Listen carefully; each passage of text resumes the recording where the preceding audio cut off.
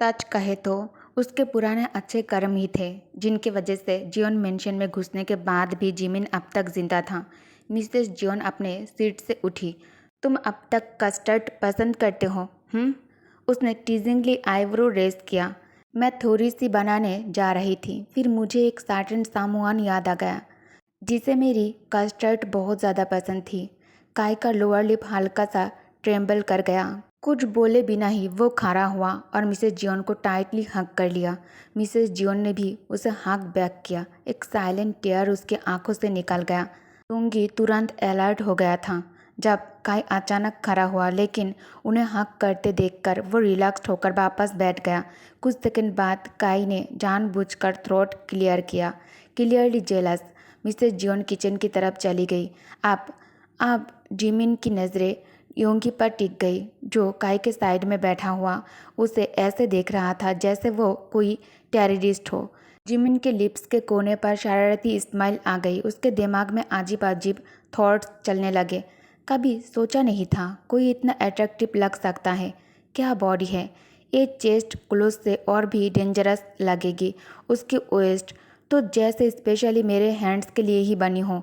और ये लिप्स, पता ही नहीं चला कब वो योंगी को थोड़ा ज़्यादा इंटेंसली स्टेयर करने लगा। उसके लिप्स पर नोटी स्मार्क था और तभी जिन ने जिमिन की इंटेंस स्टेयर नोटिस कर ली और धीरे से उसके पास सरक गया। ब्रदर, कंट्रोल कर अपने आप को, घूरना बंद कर उसे, उसने धीमी आवाज़ में कहा ताकि सिर्फ जिमिन ही उसे सुन सके।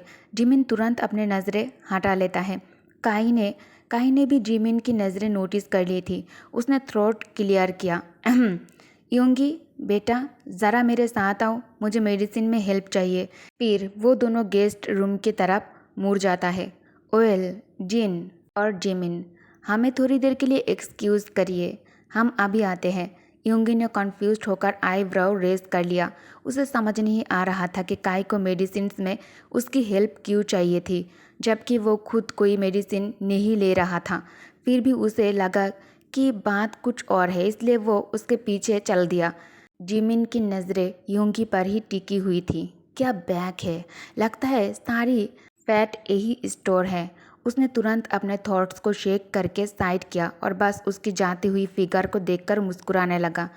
तू क्या करने की सोच रहा है? जिन ने उसे हल्की सी एल्बो मारी और धीरे से बोला, तुझे आइडिया भी है तू किस पर लाइन मार रहा है? लेकिन जिमिन उसकी बात पर ध्यान ही नहीं दिया। वो तो योंगी के ख्यालों में ही खो चुका था। अब्बे, सुन रहा है कि मेरी बात? जिन विस्पर के साथ साथ थोड़ा शाउट करता है। वो बिल्कुल ऐसा लग रहा है जैसे कोई फरिश्ता सीधा आसमान से मेरे लिए उतर कर आया हो। जिमिन ड्रीमी टोन में बोला, हाँ, मौत का फरिश्ता। जिन ने डेट पेन एक्सप्रेशन के साथ जवाब दिया। मुझे उसके बारे में हर डिटेल चाहिए, आज रात तक। जिमिन ने ऑर्डर दिया। मैं तेरा नौकर नहीं हूँ, प्लीज़ यार, अपने बेस्ट बडी के लिए इतना नहीं कर सकता तू? इतना भी नहीं करेगा? हाँ, आज रात तक पॉसिबल नहीं है जिमिन, थोड़ा टाइम दे। पर हम डिनर तक यही रुकने वाले हैं, मैं मैनेज कैसे करूँ? ओए जीनियस, जिन ने इरिटेट होकर कहा। जिमिन ने थोड़ी देर सोचा, फिर बोला, ठीक है, कुछ फ़ोटोज़ ही चलेगी, अरेंज कर सकता है। जिन ने धीरे से सिर हिला दिया। ग्रेट, और अगर पॉसिबल हो तो उसका नंबर, बस वही, रुक जा। जिन ने तुरंत टोक दिया उसे। 1 लाख नहीं, 3 लाख बिल्कुल नहीं, मैं किसी की प्राइवेसी वायलेट नहीं करूँगा। ये गलत है। ठीक है, सॉरी, बस कुछ अच्छी फ़ोटोज़ और उसका IG handle they they. Please, Jimin ने रिक्वेस्ट किया, फिर स्मार्ट करते हुए बोला, वैसे भी जल्द ही वो मेरे साथ होगा। जिन उसे ऐसे देखा जैसे उसका दिमाग खराब हो गया हो। ये अमेरिका नहीं है जिमिन, ये अमेरिका नहीं है, ये कोरिया है। यह लोग यूजुअली शादी के इंटेंशन से डेट करते हैं और ऊपर से वो आंटी का एडॉप्टेड सन है। थोड़ा तो लिहाज कर। मुझे पता है, जिमिन ने कैजुअली कहा। मैं ये नहीं कह रहा हूँ कि मैं उसके साथ खेलूँगा, मैं सीरियसली डेट करूँगा, ऑब्वियसली, सिर्फ सपनों में। जिन ने आंखें घुमाते हुए कहा, तुझे क्या पता, ये मेरे लिए पहली बार है। क्या पहली बार? Love at first sight. Love कम और अट्रैक्शन ज़्यादा लग रहा है मुझे, जिन ने हंसी उड़ाते हुए कहा। लेकिन जिमिन बिल्कुल अनअफेक्टेड स्मार्क करते हुए बोला। सेम ही चीज़ है, बस प्रोसेस थोड़ा फास्ट है। काई और यूंगी लिविंग रूम से बाहर आते ही हॉलवे की खिड़की के पास रुक गए। यूंगी ने हल्की सी आर्म्स फोल्ड की। क्या हुआ पॉप्स? काई ने ऑकवर्डली थ्रोट क्लियर किया। वो लड़का जिमिन, उसे थोड़ा डिस्टेंस बना के रख। क्यों? क्या हुआ उससे? यूंगी ने आईब्रो रेस किया। मैं नोटिस कर रहा था, वो तुझे जिस तरह दिख रहा था वो बिल्कुल ठीक नहीं था। काई ने स्कोप किया। रिलैक्स पॉप्स, आप ओवर थिंक कर रहे हो। यूंगी ने बात को लाइटली लेने की कोशिश की। काई ने उससे स्ट्रिक्ट लुक दिया। मैं सीरियस हूँ यूंगी। वो जिमिन लिटरली तुझे आंखों से स्कैन कर रहा था। यूंगी हल्का सा हंस पड़ता है। क्या पॉप्स ऐसे बोल रहे हो जैसे आपने उसकी सोल तक देख ली हो? काई ने फ्रॉन किया। मैं मजाक नहीं कर रहा हूँ यूंगी।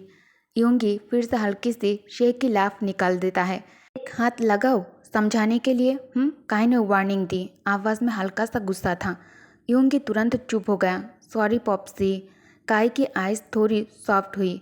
मुझे उस पर बिल्कुल ट्रस्ट नहीं है। पूरा प्लेबॉय लगता है मुझे, इसलिए उससे डिस्टेंस मेंटेन कर। काश पॉप्स को मेरे पुराने अफेयर्स के बारे में पता होता, तब तक तो मुझे किसी रूम में लॉक कर चुके होते। यूंगी ने मन ही मन सोचा। मर जाऊंगा पर उस किम के लड़के के साथ कभी इन्वॉल्व नहीं होऊंगा। यूंगी ने एश्योर किया। यूंगी, मैं बस तेरी टेंशन ले रहा हूँ। चल तुझे खुद दिखाता हूँ कैसे घूर रहा था वो। काई ने उसका आर्म पकड़कर लिविंग रूम की तरफ ले जाना शुरू किया। काई डिटरमाइंड लुक के साथ यूंगी को वापस लिविंग रूम में ले आया। यूंगी इरिटेट शाई लेते हुए बोला, पॉप्स आई स्वेयर। काई ने उसे चुप करा दिया। जिमिन लेदर काउच पर आराम से बैठा था, एक आर्म बैक रेस्ट पर फैला हुआ है। जिन उसके साइड में फ़ोन स्क्रॉल कर रहा था। जैसे ही यूंगी रूम में एंटर हुआ, जिमिन की नज़रें उस पर उठ गई और फिर वही इंटेंस स्टेयर वापस आ गया। उसकी नज़रें धीरे धीरे यूंगी के नेक से शोल्डर्स, फिर चेस्ट और वेस्ट तक गई। एक सेकंड के लिए रुककर फिर उसके फेस पर टिक गई। उसके लिप्स पर एक हल्की सी स्माइल थी। काई ने यूंगी को अपने चेयर के पास खींचकर बिठाया, सीधा जिमिन के सामने। जिमिन की नज़रें अब भी यूंगी पर ही थी। यूंगी ने भी वो स्टेयर नोटिस कर लिया अब, लेकिन उसने इग्नोर करने का डिसाइड किया। काई अपनी सीट पर अनकंफर्टेबल शिफ्ट करने लगा। जिन सिचुएशन नोटिस की और तुरंत जिमिन को रिब्स में एल्बो मारा। जिमिन, घूरना बंद कर। उसने बिना लिप्स मूव किए विस्पर किया। जिमिन ने फाइनली अपनी नज़रें हटा ली और लिप्स लीक किए। यूंगी उसे इरिटेट लुक दिया। अगर नज़रों से किसी को मारा जा सकता तो जिमिन वही मर चुका होता।